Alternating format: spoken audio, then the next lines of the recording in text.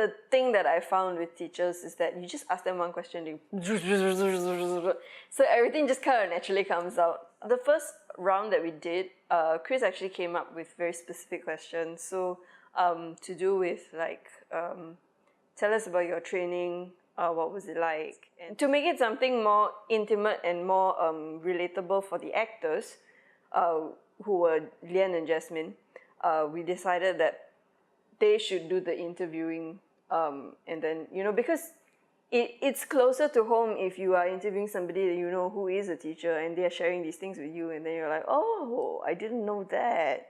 So when it comes out in your acting, then it's coming from a place of your own, instead of us just telling you, oh, teachers are like this or teachers are like that.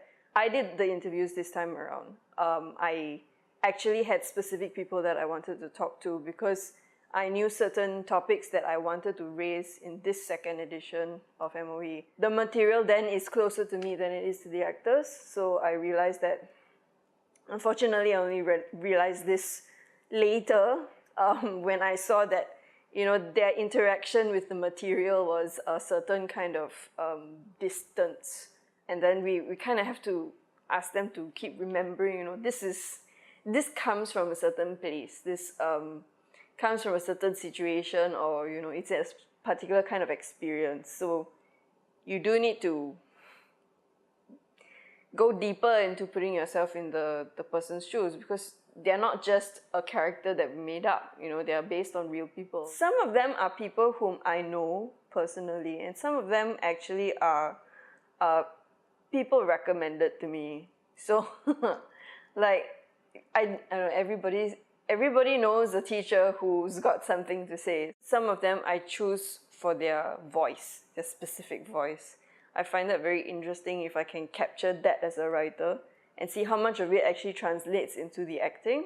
So for example, one of the other teachers whom I interviewed, she teaches in an independent school. So she's not technically under M.O.E, but she's still an M.O.E trained teacher.